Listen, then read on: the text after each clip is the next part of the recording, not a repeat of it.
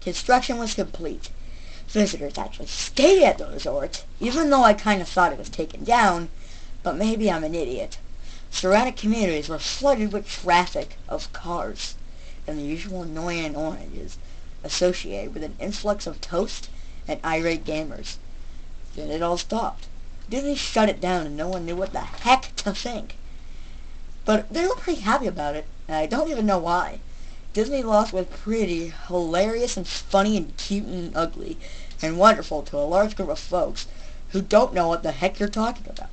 I honestly didn't give the place another thought since hearing about it closed over a decade ago. I was in Mars, so I didn't even know what the heck we were talking about.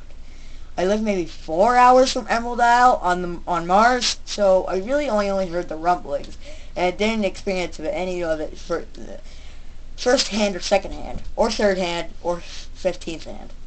Then I read this article from someone who had just explored the Treasure Island Resort and posted a whole blog about all the crazy stuff he found there. Stuff just left and smashed the face, possibly ruined by the angry people who had just took their germs. HE double hockey sticks. The locals from all around probably had a hand in I'm gonna wreck it in that place. People there just felt as unhappy about Treasure Island as folks here did about Muggler's Palace. Plus there were rumors that Disney called the man. Who wouldn't want to take a few swings at some merchandise after that? Well, what I'm getting at is that the blog about... I've talked for way too long. I'm not going to say I wasted no time in getting there, because honestly it took me another few years after I first found the Treasure Island article to get up going to the Emerald Isle. Over the course of that year, I sat at my home and browsed the internet. Even odder, however, was that nobody before myself has apparently thought to blog about the place, even post a photo. It's probably because they're being held at gunpoint. Recently, I learned that corporations can actually ask Google to remove links from search results. Basically for, well, no good reason. But there's probably a reason. Looking back, it's probably not that anyone knows this. So in the end, I could barely find the place. All I had was an oldest HE double hockey stick snack that I received in the mail back in the 1800s. It was probably a promotional item sent out to the people who had recently been to Disney World, and since I had been there in the late 80s, that was recent. I didn't really intend to hang on to it. I was going to eat it and then possibly eat a puppy afterwards. But I did find it. Locals were no help. And most were transplants. What? Okay. Or old residents who just sneered at me and made rude gestures, including the middle finger the second I had to say, where? The drive took me an inordinately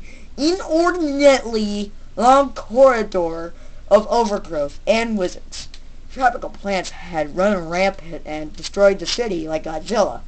I was in awe when I reached the front gates of the resort.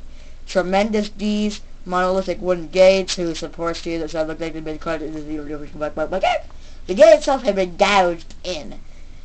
What? Woody woodpeckers were eating away at the base by burrowing insects. Hanging on the gate was a sheet of metal, some random scrap with hand-painted letters spelled in black. Abandoned by your mom. Clearly the handiwork of some past local employee or some weirdo. The gates were open enough to walk through, but not drive. So I ran. And then I decided to drive back here. So grabbing my digital camera and the map, whose flip side showed the layout of the resort, I set off on foot, and then I tripped and fell and got a blister on my foot. And then I got back up. The inner grounds of the place, I can't even see them because my vision was blurry because I just fell down. But once I did learn how to see again, palm trees stood unattended and ragged them on a pile of their own coconuts. Bad pats from the stone and their own sticking balloon refused.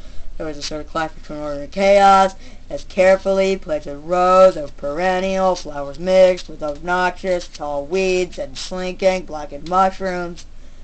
All that remained of any outdoor structures were dead. The most interesting thing on the grounds was a statue of Baloo from the Jungle Book, which stood in a sort of courtyard in front of the main building. Currently, people were holding a meeting at the time, so I pulled out my gun and killed them each.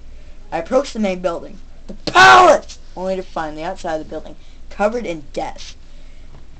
Above the front doors, over the gaping maw where they had been taken, someone had once again painted "Abandoned by your mom." I wish I could tell you about all the awesome stuff I found in the palace. Forgotten statue, abandoned cash register, full-fledged secret society of homeless bums. But no. The inside of the building was so Tony Stark, so bare, that I actually think people had eaten the walls. Anything that was too big to steal, counters, desks, giant fake trees, they were all resting among this empty cold chamber. Echo chamber, won't you come? That amplified my every step like a so rat-a-tat-a-tat-a-tat of my machine gun that killed the people in that meeting a few minutes ago. Checked the floor pan, and I almost had a heart attack. There was something there, but I was spooked out. The kitchen was as you would imagine. A dead guy hanging off the walls, a Pringles can in its current packaging, and an arcade cabinet that had Street Fighter in it. The huge freezer, it's not a freezer, it's a freezer, not even remotely cool now, had row upon row of flesh. Hooks hung from the ceiling, probably for hanging cuts of that flesh, and as I stood inside for a moment, I fell over again. And then I got up, and I noticed they were swinging. Each hook swung in a random direction, but their movements were so slow and small that it almost impossible to see. I fingered that had been caused by my foot stepped, so I stopped one from swinging by punching it. And then that just hurt my hand, so I just clenched it in my fist. And then by carefully letting go, but within seconds, it started to swing once more. The bathrooms were in the much same state as the rest of the place, just like the Treasure Island resort. Someone had methodically smashed a porcelain commode.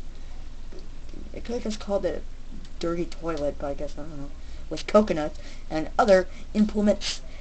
There was about a half inch of rancid CDs on the floor, so I didn't stay there for very long.